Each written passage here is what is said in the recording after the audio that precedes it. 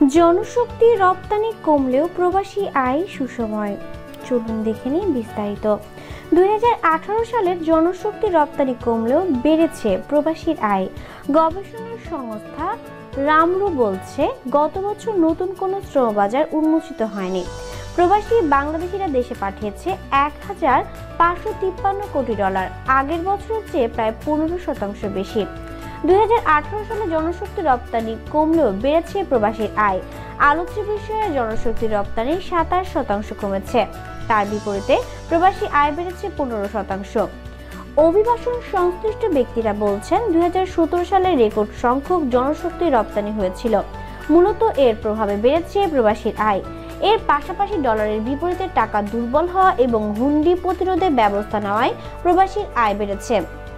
জনসংখ্যা রপ্তানি বিষয়ক গবেষণা সংস্থা refugee and migratory movement research unit RMMRU বলছে, আগের বছরগুলোর মতো গত বছর নতুন কোনো শ্রমবাজার উন্মোচিত হয়নি। 2018 সালে নারী শ্রমিকদের বিদেশ যাওয়ার হার গত বছরের তুলনায় 20% কমেছে। গত বছর 8 শতাধিক নারী শ্রমিক নির্যাতিত হয়ে দেশে ফিরছেন। এদিকে 2008 সালে প্রবাসী বাংলাদেশিরা দেশে পাঠিয়েছেন $1,553 কোটি, যা আগের বছরের চেয়ে 15% বেশি। বিএমইটির তথ্য অনুযায়ী 2018 সালে মোট 7,34,181 জন বাংলাদেশি কর্মী বিদেশে যান। সেখানে 2017 সালে জনশক্তি রপ্তানি হয়েছিল 10,08,525 জন। সেই হিসাবে 2017 সালের তুলনায় প্রায় 27.20% জনশক্তি রপ্তানি কমেছে। 2018 সালে বাংলাদেশের জনশক্তি রপ্তানি প্রায় 63% হয়েছে উপসাগরীয় এবং অন্যান্য আরব দেশে। বাকি 37% বেশিরভাগ দক্ষিণ পূর্ব এশিয়াতে। সবচেয়ে বেশি সংখ্যক কর্মী গেছেন সৌদি আরবে, এরপর মালয়েশিয়া, কাতার, ওমান ও সিঙ্গাপুরে। তবে গত বছরের নভেম্বরে সৌদি আরবের সরকার সৌদিকরণ কর্মসূচি প্রতি কারখানায় 20% সৌদি নাগরিক থাকা বাধ্যতামূলক শুরু করেছে। এর মাধ্যমে প্রবাসীদের জন্য 12 ধরনের চাকরি বন্ধ ঘোষণা করেছে সৌদি সরকার। এতে দেশে শ্রমবাজার আস্তে আস্তে বাংলাদেশিদের জন্য সংকুচিত হয়ে আসছে। ইতিমধ্যে এসব কাজে জড়িত বাংলাদেশিরা দেশে ফিরতে শুরু করছে।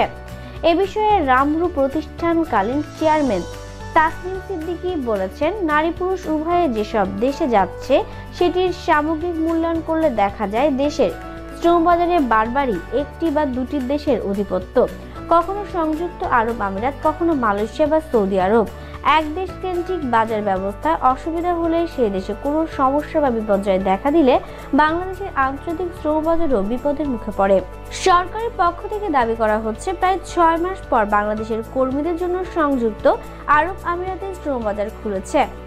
প্রকৃতপক্ষে পুরুষ শ্রমিকদের চেয়ে বাজার বন্ধ রয়েছে। এখন পর্যন্ত বাংলাদেশ থেকে আরব আমিরাত শুধু নারী গৃহকর্মী গ্রহণ করছে। 2018 সালে মাত্র 3,235 জন সংযুক্ত আরব আমিরাতে গেছেন, যাদের অধিকাংশই নারী। দুই দেশের মধ্যকার সমঝোতা চুক্তি অনুযায়ী ধীরে ধীরে 19টি পেশায় পুরুষ কর্মী নেবে দেশটি। গত বছর বিদেশে সবচেয়ে বেশি কর্মী যান কুমিল্লা জেলা থেকে। তবে আগের বছরগুলোর মতো গত বছরও পার্বত্য জেলাগুলো থেকে বিদেশে শ্রম রপ্তানি হয়নি বললে চলে। কমেছে নারী অভিবাসন। 2015 সাল থেকে দেশের নারী শ্রমিকদের বিদেশ যাওয়া ব্যাপক হারে বৃদ্ধি পেয়েছে। 2017 সালে দেশের ইতিহাসে সর্বোচ্চ সংখ্যক নারী শ্রমিক বিদেশ যান, কিন্তু 2018 সালে বিদেশগামী নারী কর্মীর সংখ্যা আরও কমে এসেছে। 2018 সালে নারী শ্রমিকদের বিদেশ যাওয়া গত বছরের তুলনায় প্রায় 20% কমেছে। রামরু বলছে, চলতি বছর কমপক্ষে 8 শতাধিক নারী শ্রমিক নির্যাতিত হয়ে দেশে ফিরেছেন। 2018 সালে বিদেশ যান 1,01,695 জন নারী কর্মী। এর মধ্যে বড় অংশ যায় সৌদি আরবে। বাংলাদেশি অভিবাসী শ্রমিক মহিলা অ্যাসোসিয়েশন রামসার চেয়ারম্যান লিলি জাহান বলেছেন, সৌদি আরব থেকে নারীরা নির্যাতিত হয়ে ফিরে আসা মানুষ ভয় পাচ্ছে, তাই প্রশিক্ষণ নিয়েও অনেকে যাচ্ছে না। তো বন্ধুরা, আপনার কি মনে হয় সৌদি আরবের শ্রমবাজার না বাড়লেও কেন রেমিটেন্স বেড়েছে?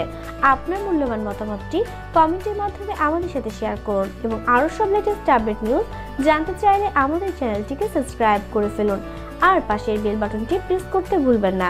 ধন্যবাদ।